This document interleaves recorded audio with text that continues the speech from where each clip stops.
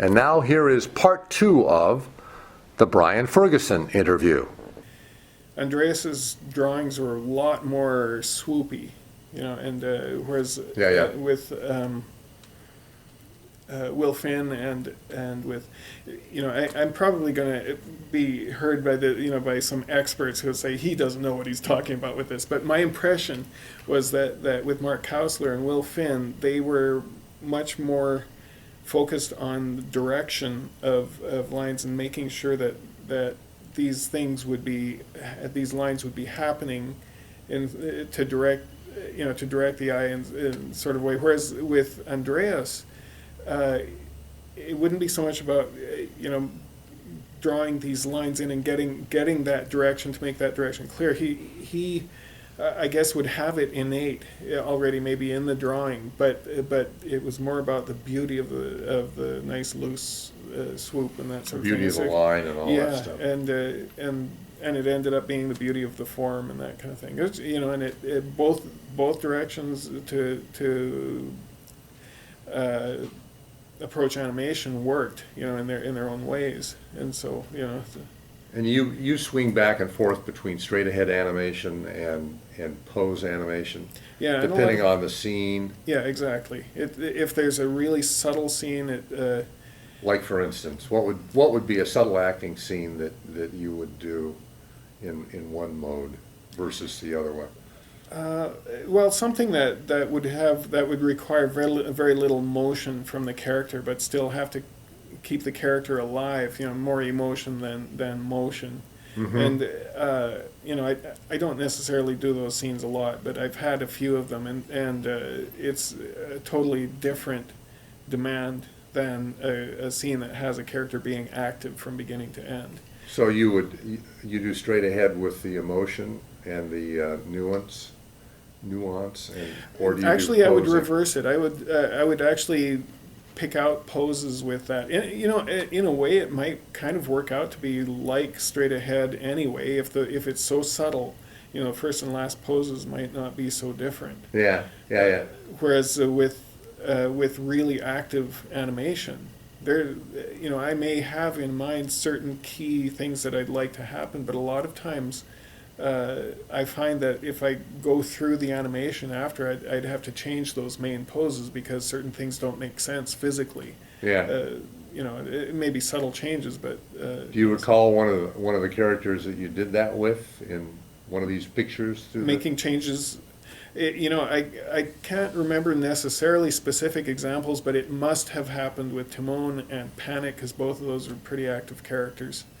Especially Panic.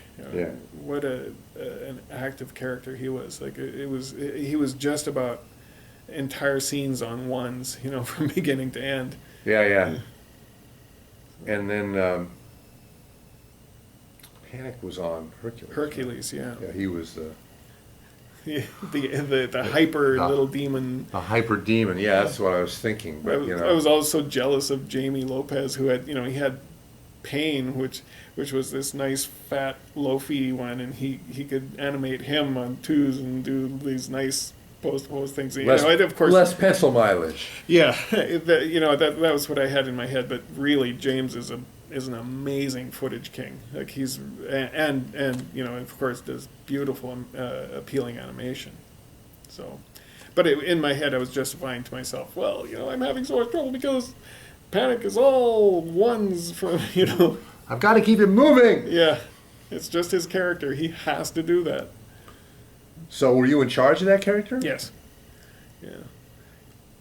Okay, so we're up to Aladdin.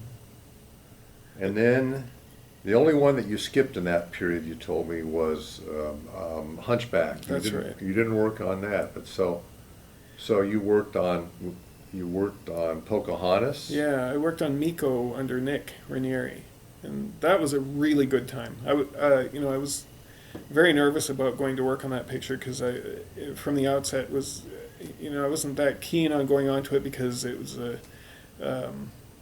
it's kind of like a historic piece, and it's humans. Yeah. It didn't seem to have that much magic to it, but as it turns out, it was one of the best times I've had working there. Because Mike Gabriel and Eric Goldberg are so wonderful to work for. So And- you liked it because they were terrific directors. Yes, yeah, and you know, and whatever the movie is something that had been set in motion, I think, before they were on it as well.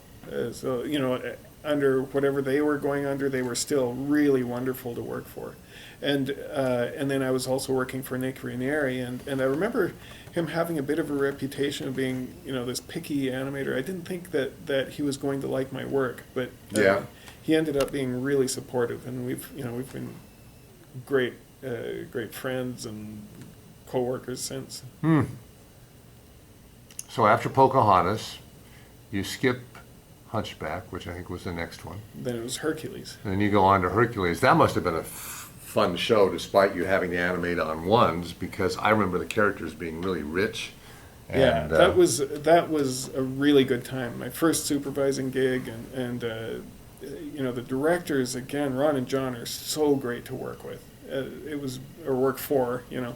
They were really wonderful, and getting to meet Gerald Scarfe, you know, I wasn't that familiar with him up until that point. You know, I would have described to me what he had been part of before, and go, oh my goodness, that was him, you know, and then was impressed after the fact. But he was also a very wonderful person to work with. And So that was your first, on Hercules, that was your first full-blown supervisor, official supervisor directing. That's Now, right.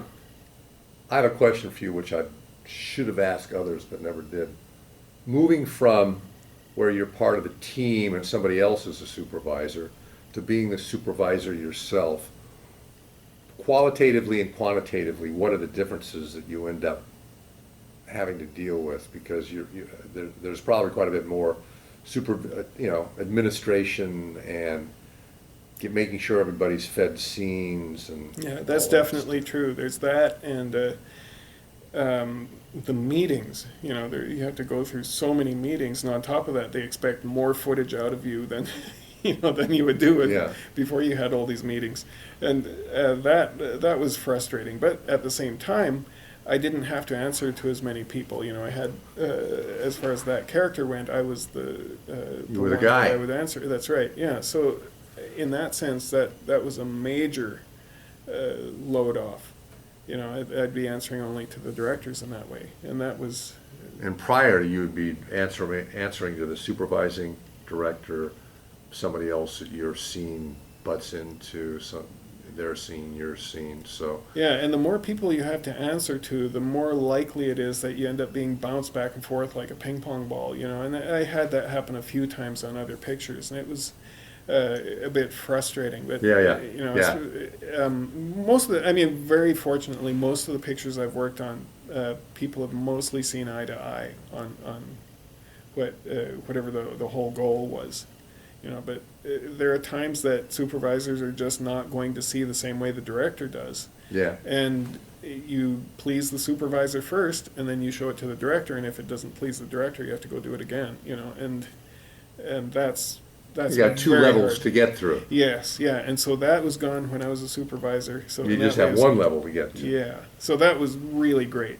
You know, I'm not a supervisor now, and that's fine as well. You know, there's a load off as far as responsibility goes, Yeah. and all that. And so Now, as a supervisor, here's another question I have. As a supervisor, when the guy that animated the scene is in with the directors, are you the supervisor necessarily in there? Sometimes you are, sometimes you aren't, with the directors.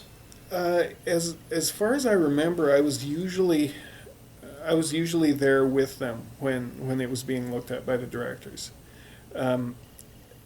I know that there's always the possibility of you know, that thing that I went through where you know, if the animator would first please me and then go see the directors. If I wasn't there, the directors could say something that might be something I wasn't thinking about, and I might be taking the person off in the wrong direction. So as far as I remember, I was usually present when you know, anybody that experienced differently can come out and contradict me, but as far as I remember, I was mostly supposed to be there when people's work was being So you're in the mix.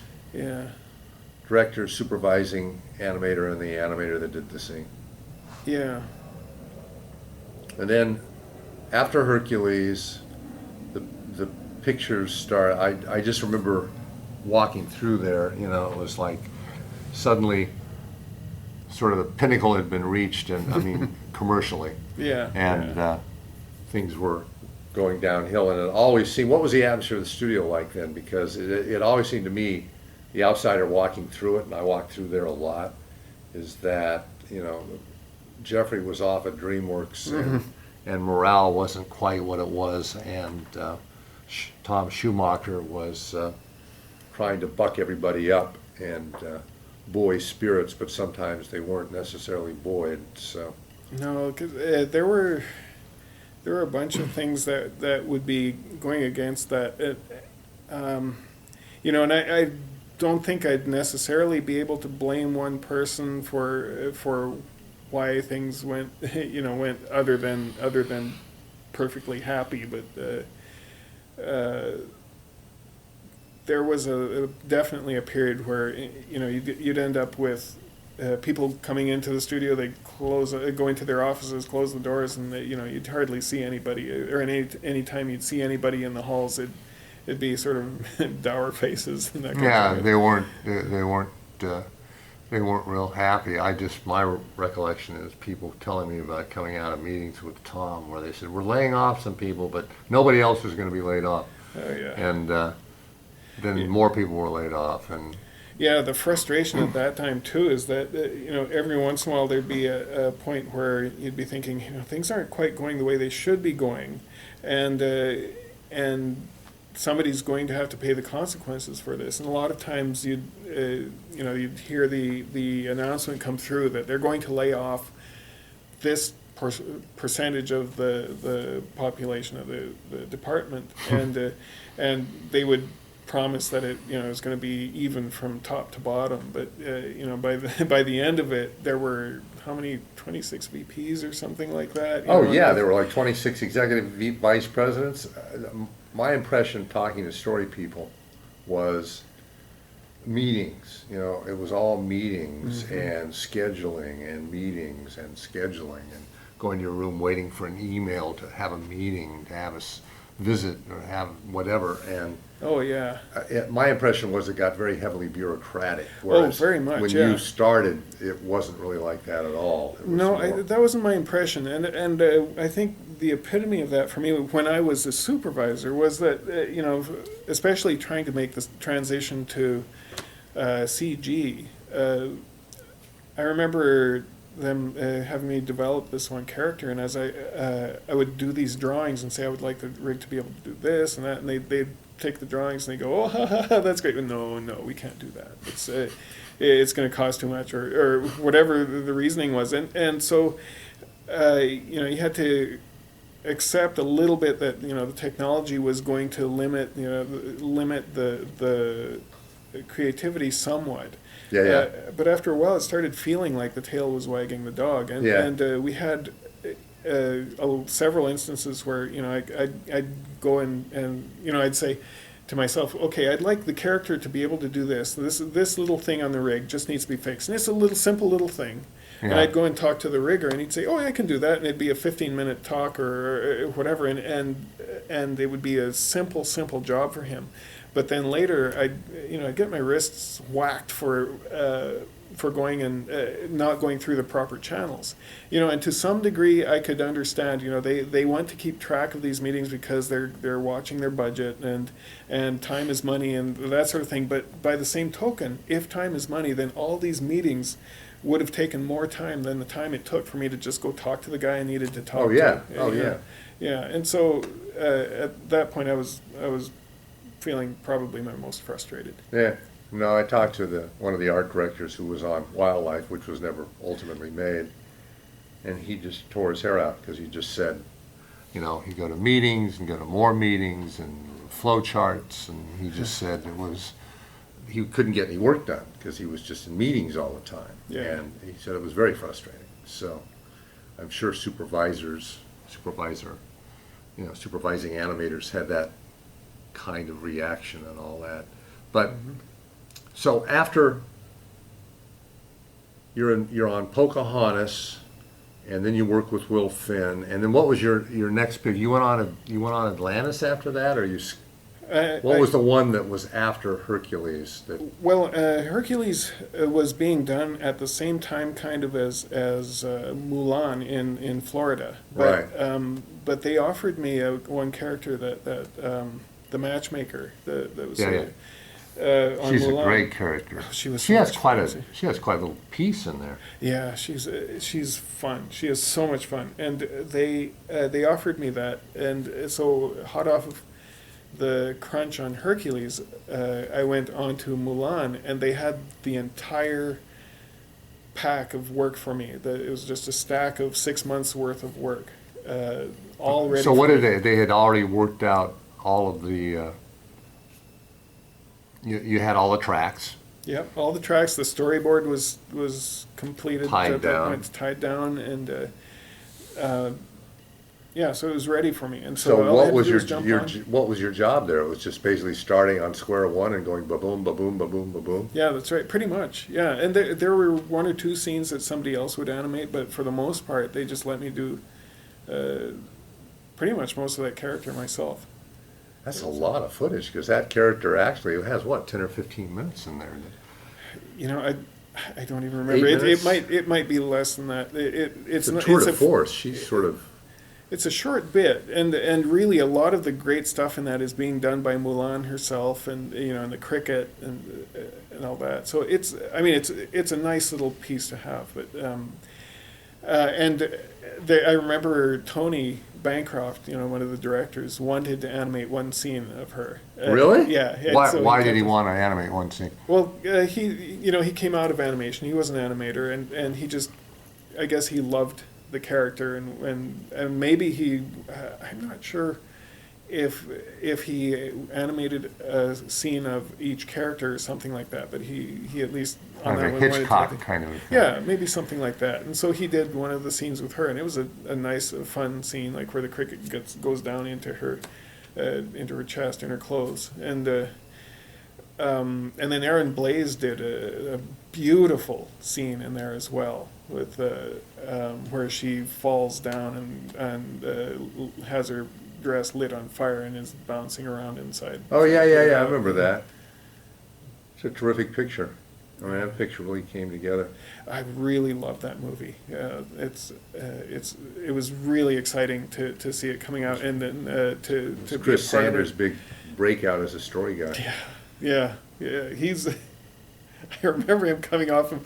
He came to visit shortly after the completion of this one sequence. It was the "Make a Man Out of You" thing, and he was really happy with how it was looking. He was saying, "It's pee your pants cool," and I thought, what a great way to express that. It was really, really apt. Wow, high compliment. So you were on that for 6 months. And Yeah. that was right after Hercules? Yes. And then where did you go from there? Then it was to Emperor's New Groove, or it was being called Kingdom of the Sun at that time, yeah. And so we were working out. I was going to be doing. At that point, it was a Prince and the Pauper type story. Yeah. And The whole story changed. yeah, and people left and people came on, and so the positions became All the songs that Sting wrote Oh yeah. were out. There's a whole documentary on that. Yeah, I love that documentary.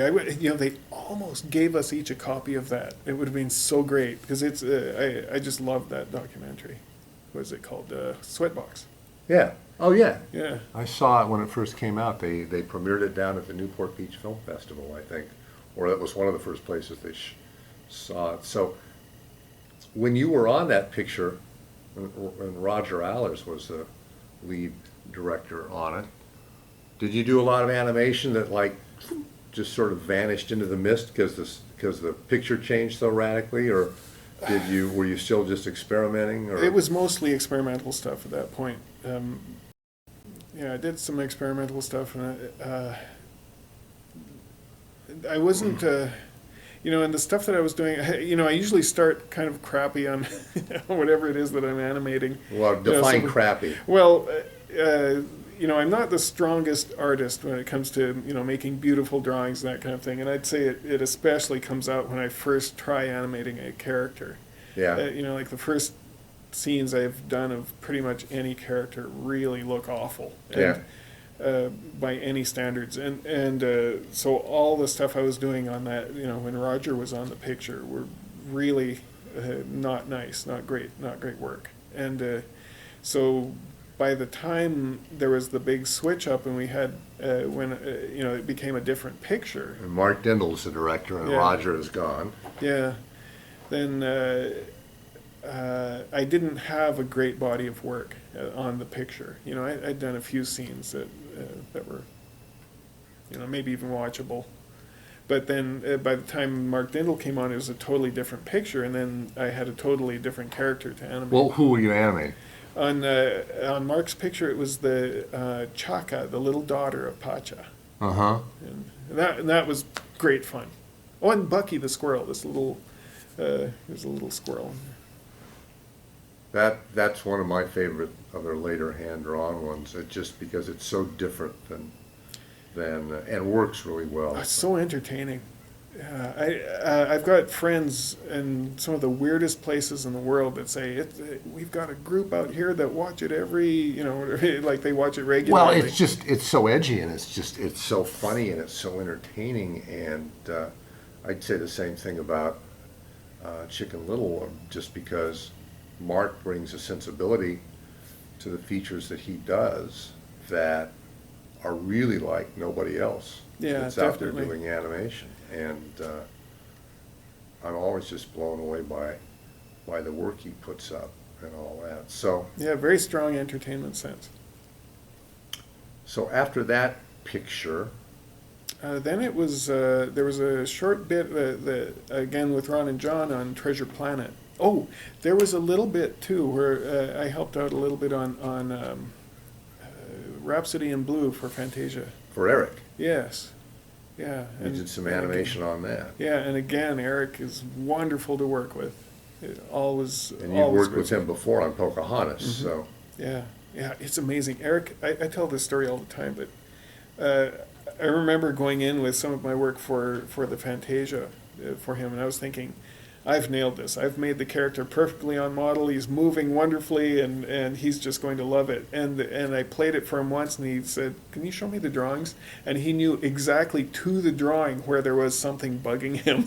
Really? On watching it once, just really? playing it through once. It was what amazing. Was it that bugged him? Do you remember? Yeah, the character was off model a little bit. I'd stretched him just a little too much, and so he was saying, here he's a little bit off model, and I was thinking, really? But he's moving so quickly through here. It's it kind of fills the space. And he says, here, there's a way you can do that without taking him so much off model. And inside I was kind of going, okay, show me. And so he did. He put down a blank sheet over my drawing and drew it. And I kind of went from smug to, oh my goodness, that's beautiful. How do you do that? Yeah. Well, he was a man that does know what he wants. Yep. He is a man that knows what he wants. Yeah, definitely. He's got a very clear vision. And I find the same thing working. Well, I could say the same for several of the other directors I've worked with. Like Ron and John are very clear with that. They all have got room. that animation background. Yep. But they all amazingly have room for people's creativity. Yeah. But still, they're able to keep it within their vision, and so they know what they want. It's amazing, and I could name several other directors that are great to work with. Like Mike Gabriel. I've seen him work in story meetings as well, where not very often, but he blew my mind. Where he's got a really clear head on that stuff. And what did he come up with? Do you remember? Well. I just remember sitting on this one. It was not even a project directly with features, but because it had related to something that he knew a fair bit about, he was able to voice his opinion. And I remember the meeting going a certain direction for some time, with people trying to make suggestions that might help make this little project work properly. And I remember in the back of my head having something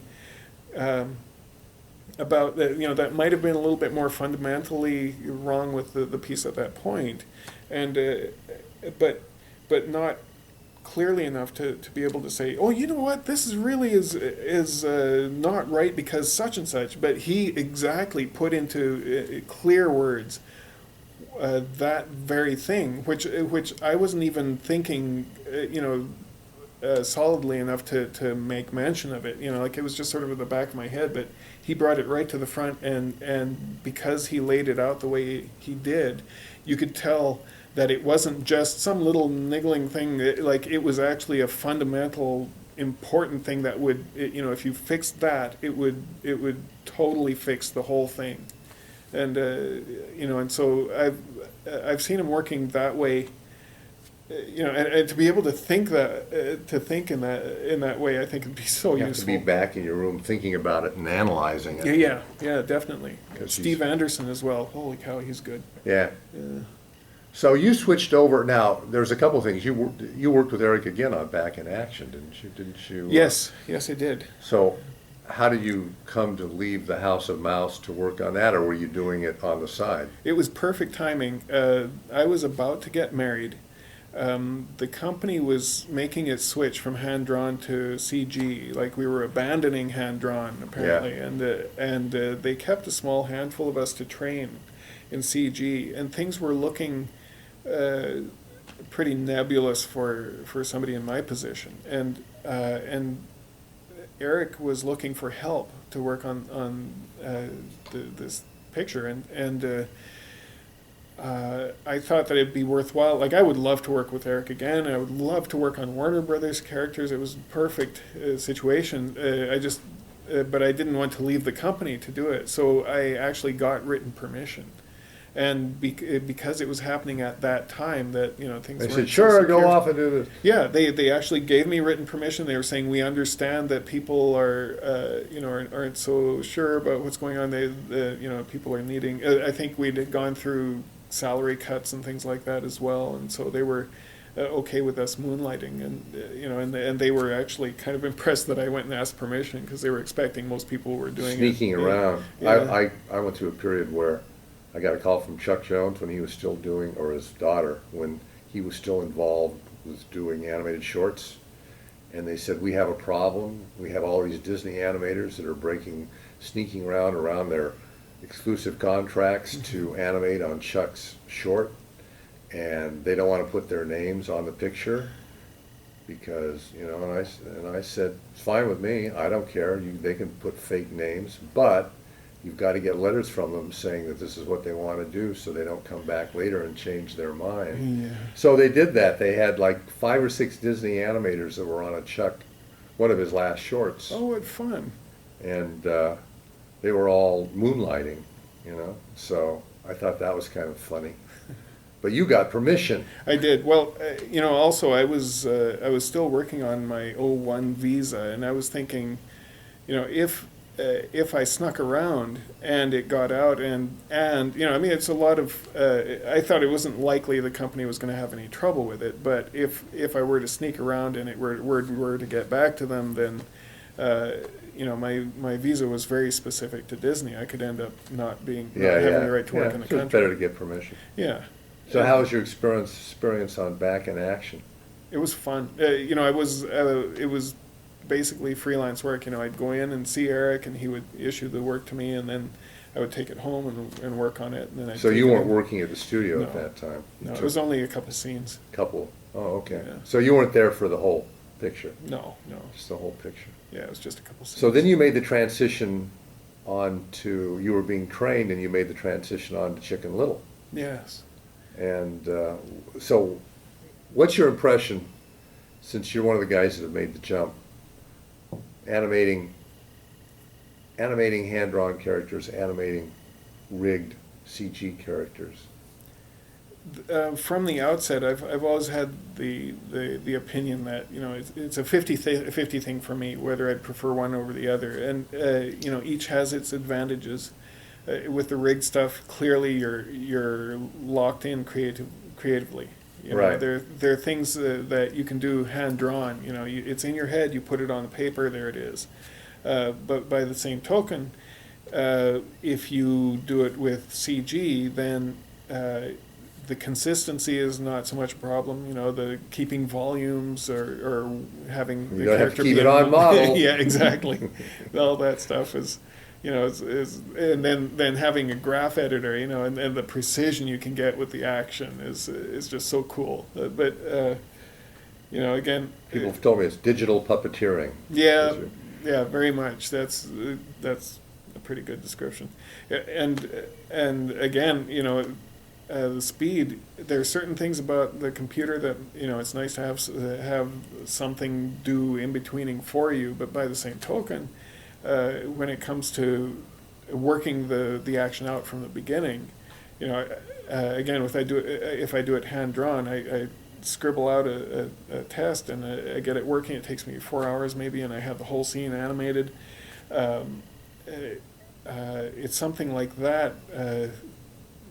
If I'm doing it CG and tied into a rig, I could spend days trying Really? to get the animation to look. What do you think is going to happen if they go to 48 or 64 frames per second? That's the thing. That, You know, I don't think that would be because as. you'll have the computer doing the fill-ins, probably. Yeah, it's. I think that won't be such a big. I don't think that'll make a huge difference. It'll be the rendering time. That. Yeah, rendering time, and you know, it may make a little bit of a shift, but you know, the fundamental difference between hand drawn and CG is a much bigger issue than something like being at 24 frames a second versus 30 or 60 or whatever. Yeah. I just wondered. I wanted to get your take on it because it's often occurred to me. Well, is it going to be a difference? And most animators I've talked to have said, nah, they didn't see it being that big of a deal. No, you know, and especially when it comes to, I could see it being kind of cool if it were to come to looking at doing some really quick action. You know, it'd be kind of interesting to see the kinds of things that you could do with it. Yeah. So, what was your takeaway from Chicken Little? You swung back. You know, something that was interesting with Chicken Little was that I was going from something in which I had become one of the leaders, you know, like more like a force in the process, to something where I was suddenly just learning. Right. Oh, you went from a force on the hand-drawn side to learning the CG universe. Right, and there are people who are, you know, supervising, had been in it for years, and I might have heard. I think I heard a couple stories where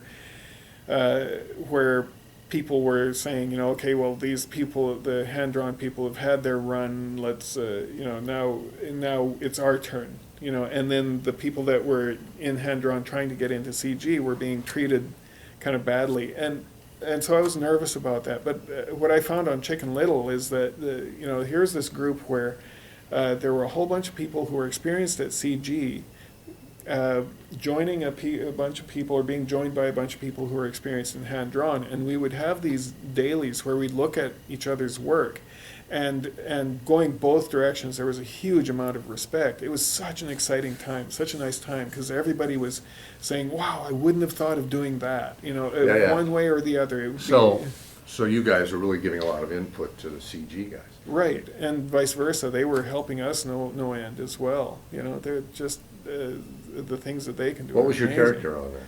Oh, I didn't have a character. I wasn't a supervisor, but and Well, you didn't have a character, but who did you have a principal character that you animated when you were animating, or did you just jump around? I'm trying to remember how it worked out. It seemed to me that with that one you would just animate whatever characters you were given, you know, and it would be like you'd be given a scene and you'd animate maybe all the characters in the scene. And then you'd answer to all the various supervisors. Yeah. That would be, you know, I hope I'm remembering that right. You know, some of the stuff that I was given was sort of one-off type stuff anyway. You know, so I didn't necessarily have to answer to a bunch of people. Yeah. But yeah, that was a good time. It was fun. You know, I mean, you could look back on it and say, well, there's a lot of clunky animation in it. You know, it's definitely true, but it was such a great learning I saw it experience. long after it came out, and I thought it's, again, it's an entertaining dental picture and really underrated. I know that it did very well at the box office, and the thing that I remember from Emperor's New Groove is, this is what I was told by executives, was Eisner didn't like the picture, and they didn't push it when it was released.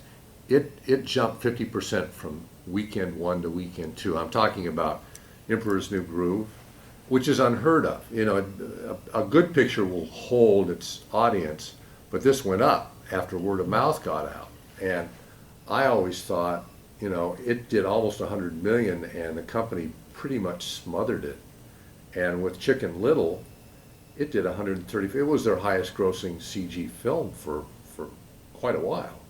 So, you know, it obviously had something that audiences wanted to see, because I think both of those pictures have been generally underrated in the canon, but that's me. Yeah, it's really hard to, you know, and with a lot of these types of pictures, having worked on them, I have a different perspective with, you know, so there are some pictures that I've worked on that I come away with a little bit of a sour taste in my mouth. And Really?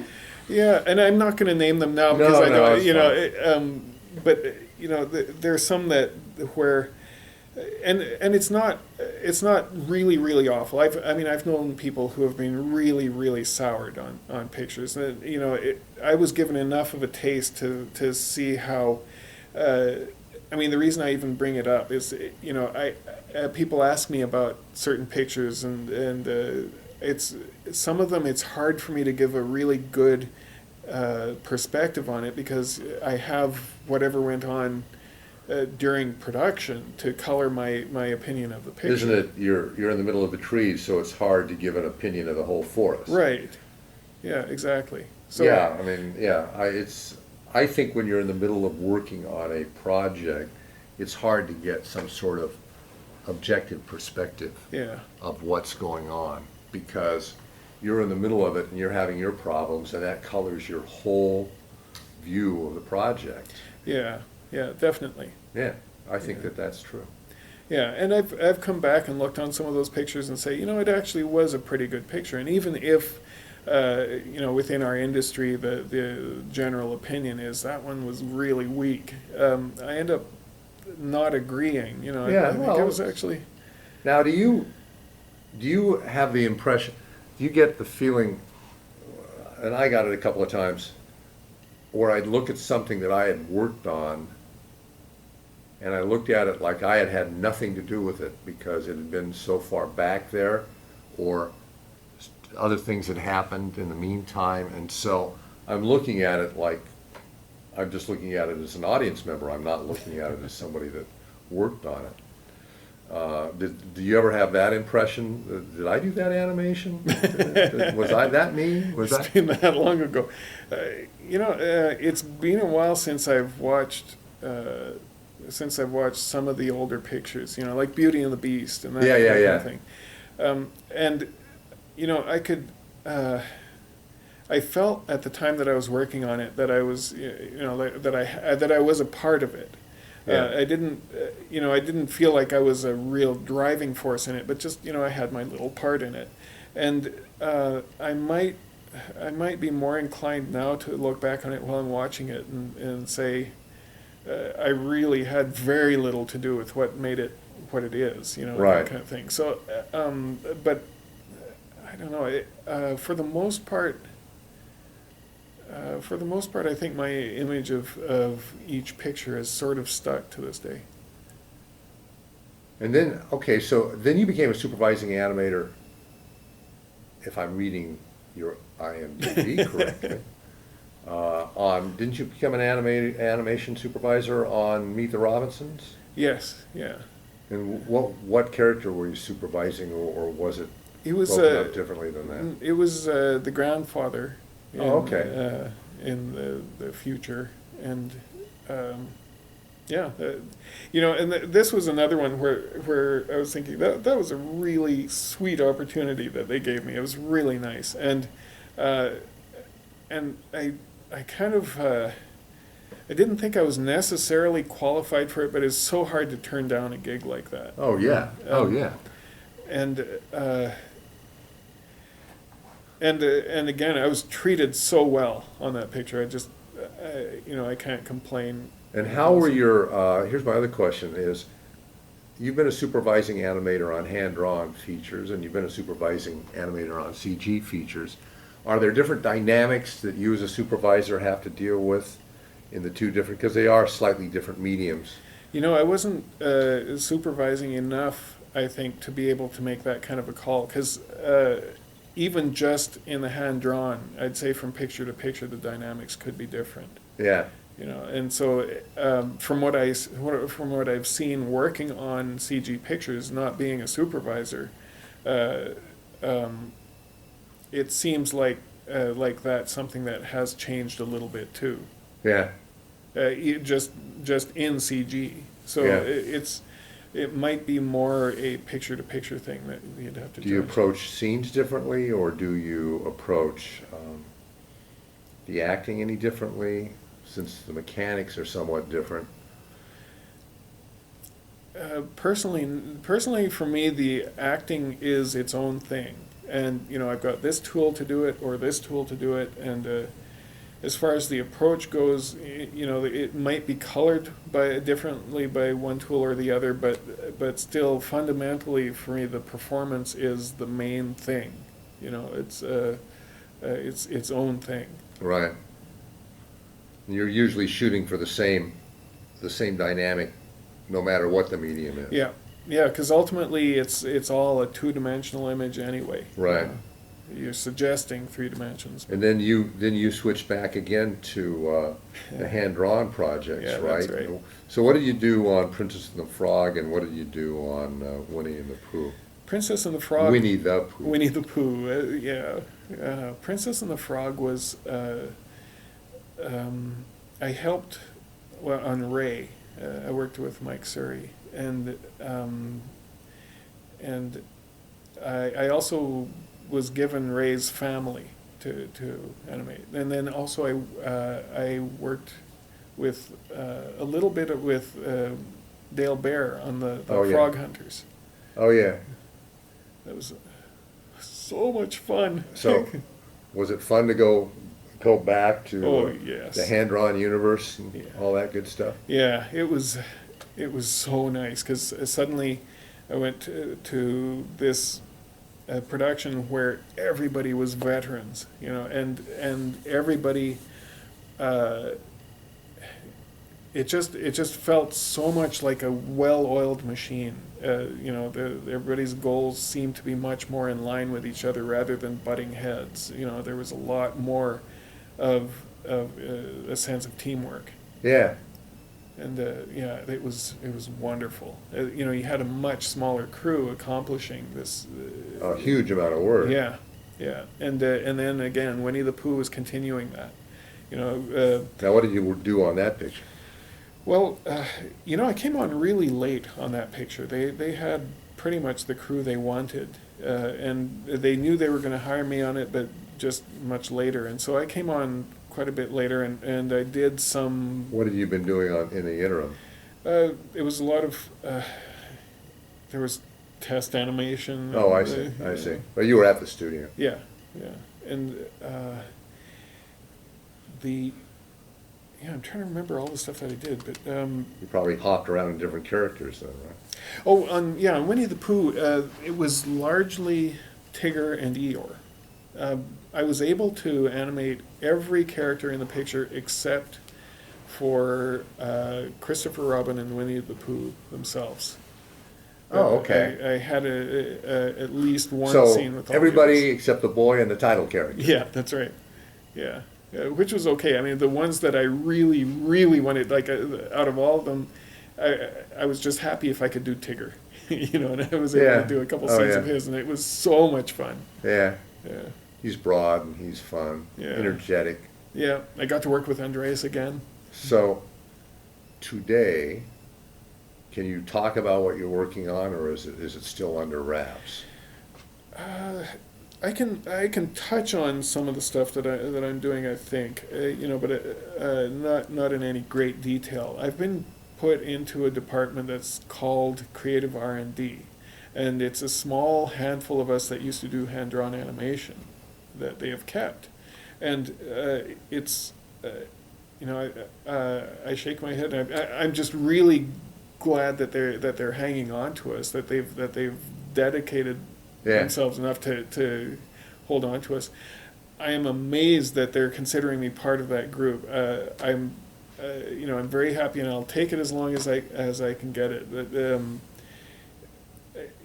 what they've been doing with some of us is putting us onto upcoming productions 8 weeks at a stretch, and we'll do help with maybe designing or I've done experimental animation on some characters, and a lot of these things are slated to become CG things, but I'll do hand drawn so that they know how the character moves. Yeah, they'd say, "Is this?" A lot of the riggers have appreciated this, as saying, now we have a direction to take the rig, as opposed to trying to guess what animators would want to do with the character. Right. And so that has been useful. I'm really glad that that's been useful for some people. Yeah. Something else that a few of us have got going now is we're trying to pitch ideas for a short film for the small group to work on in downtime. Yeah. And so that, like an 8-minute thing. Right. Yeah, or actually we're thinking 3 minutes. We're thinking a really short thing, but just for our group to work on, and that so far is proving to be just very interesting. I've never understood why they don't have a half dozen shorts that they can pull down to work on when there's downtime between features. Yeah, because you're there earning a salary. You might as well be working on this, that, or the other thing. It just seems to me. Yeah, and especially now, it seems like such a this is part of what amazes me. Like, after all these years of thinking exactly what you just said, they seem to be much more open to that kind of thing, where they're allowing that we might try and develop new ideas, new concepts, and new media. New ways not new media, but new ways of playing with the medium. Yeah. Prime example is Paperman. It's raising a lot of eyebrows. A lot of people are saying, "I've never seen something like this before." I mean, some people might be saying, "Well, I've seen that before," but really not quite the way it's been done.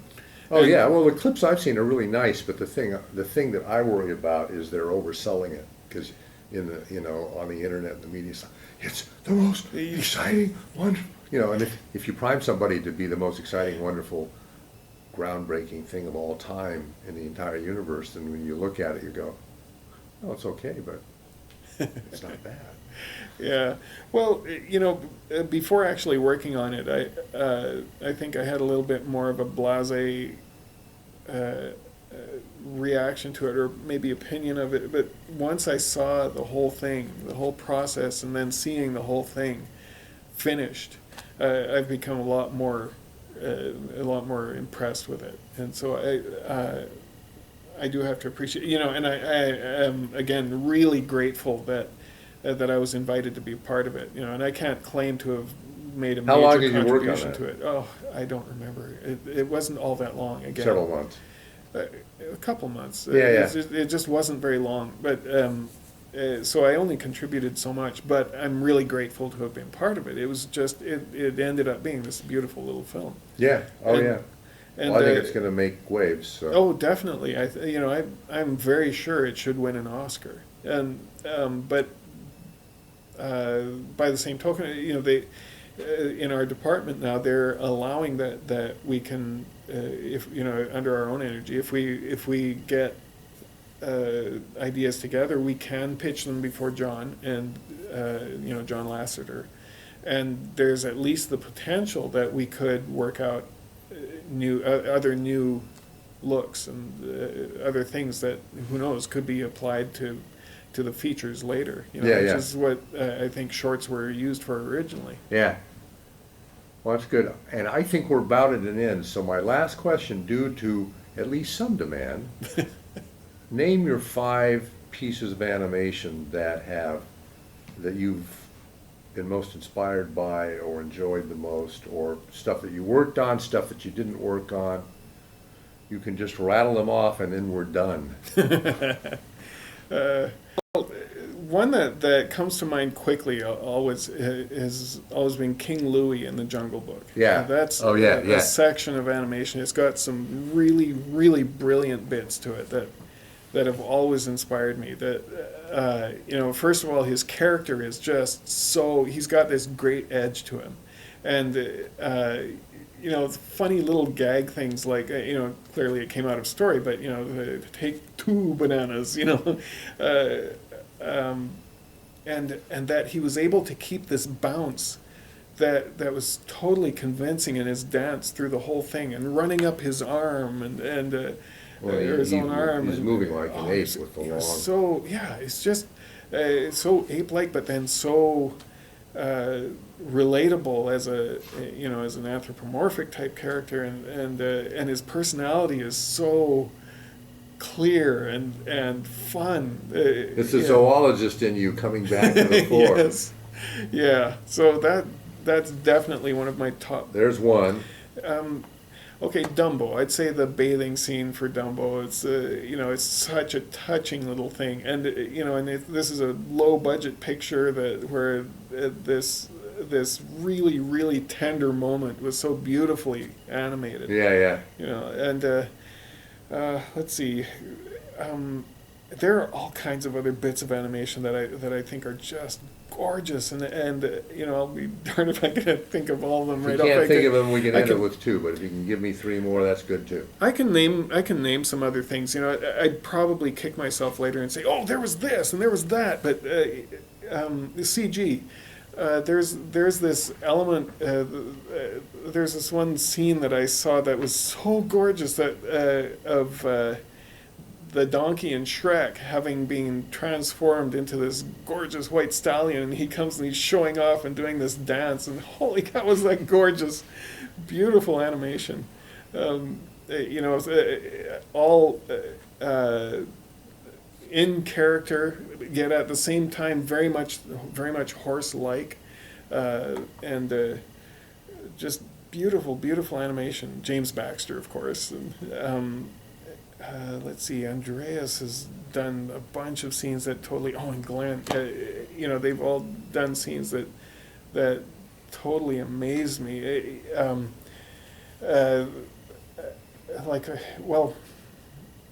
I'd hate to do disservice to the ones that I don't list, but there's this scene in Treasure Planet that has the peg leg, the cyborg, what's his name, Long John Silver, and he's kind of exasperated, and he pinches his nose, his eyes, and it's just such a beautifully expressed scene. I love that one as well. And you've got CG combined with Hand drawn. It was definitely the hand drawn part of that impressed me as well. but it all worked. Yeah, it really did. Yeah, very great personality, and I guess that Glenn would animate from the inside out with that, and it very much worked there. I suppose rather than make this go on too much longer, I could just leave it at that for now. And Oh, so that's those are the excellent. ones I can think of. Brian, thank you very much. Well, it's my pleasure. Thanks for inviting me.